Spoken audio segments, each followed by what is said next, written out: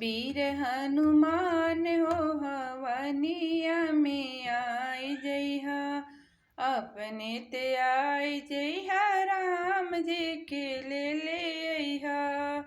अपने ते आई जइहा राम जी के ले अइहा।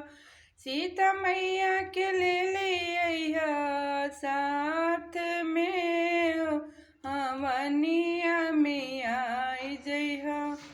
वीर हनुमान हो हवनिया में आई जइहा। अपने ते आई जइहा भोले बाबा के ले अइहा। गौरा मैया के ले अइहा साथ में हवनिया में आई जइहा। वीर हनुमान हो